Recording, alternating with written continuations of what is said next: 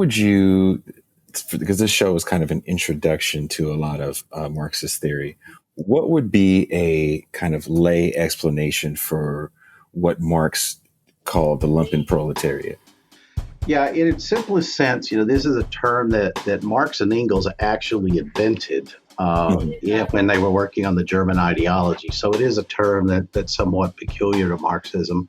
But if you were to translate that in sort of modern day layman's terms, it means the underclass. In terms of German, the word lumpen means rag. So it basically means the under proletariat, the sub-proletariat. And generally speaking, Marx associated it with people who were chronically unemployed, people who were engaged in underground conspiratorial activities, basically why he referred to them as the dangerous class. That they were what got spun off of what he called the ruined proletariat. These were people who had ceased to work, would not likely work. They were deindustrialized, in effect, de-skilled. And basically, in his view, they were the urban and rural underclass.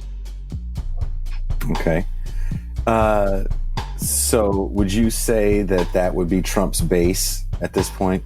Well, I think that's part of Trump's base. One of the points that they make in the book, and I also make it in the essay that you referenced for the Socialist Project, is that I think there's some remarkable parallels between what's going on with Donald Trump and what Marx describes in the 18th Brumaire with respect to France in the late 1840s and 1850s.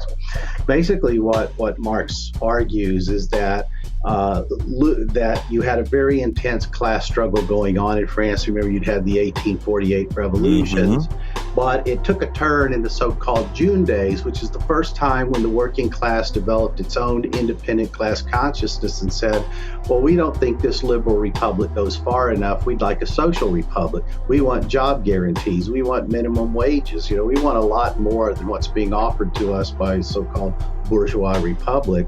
And it was at that point that Louis Bonaparte sort of rises up as this, what Marx called this grotesque mediocrity. And basically, the people who were first and foremost most threatened by the surge of the working class was what Marx calls the petite bourgeoisie, the small property holders, the people who were in some respects kind of working class, but they were also capitalists because they owned small businesses, they owned property. So they favored democracy, but they didn't favor socialism. And then on the other side, of course, the high bourgeoisie, the bankers, the real estate speculators.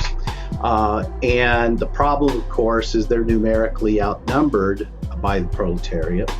But they were sizable enough in France at the time, particularly with the support of the rural vote, the peasantry, which is also petite bourgeois, that Louis Bonaparte won the election at the end of 1848, December of 1848.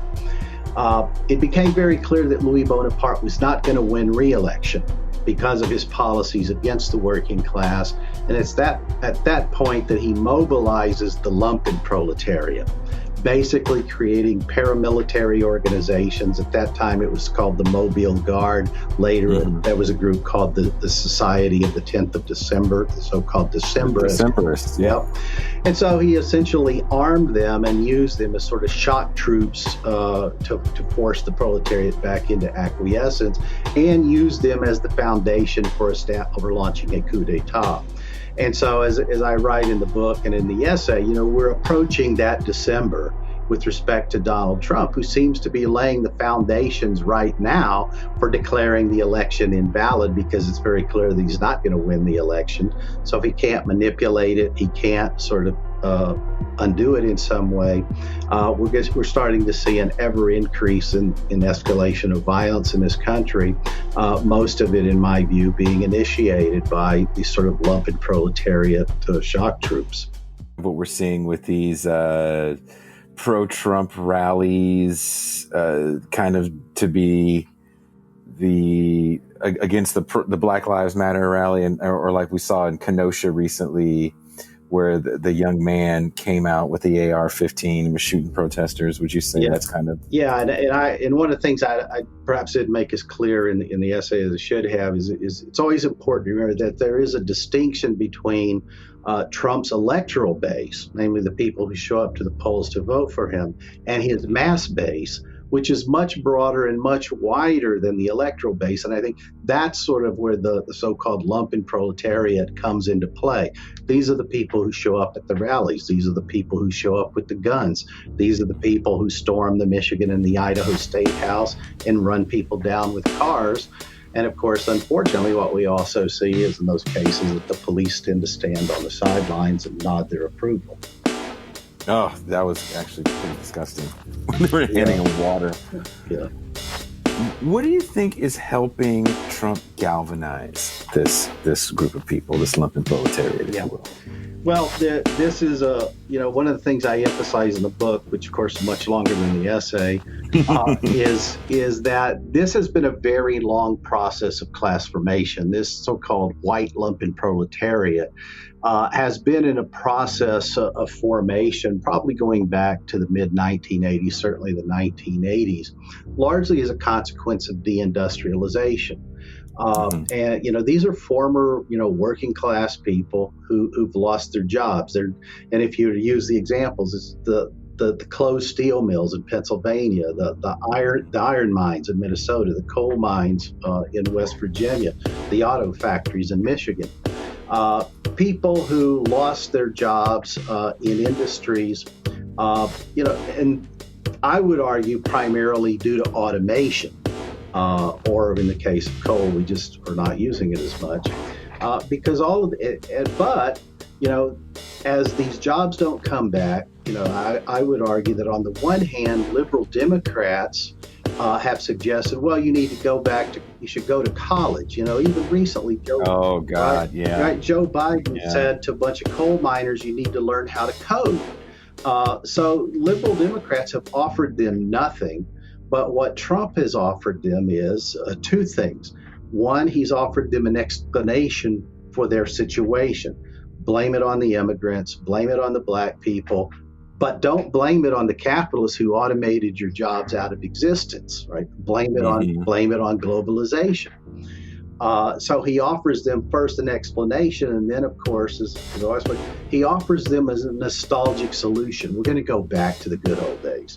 I'm going to bring those jobs back. I'm going to bring those factories back. And of course, he hasn't done any of that. And even if he succeeded, it wouldn't matter because the types of jobs in those facilities are now so high tech that the people who were working there 30 years ago wouldn't be qualified for those jobs.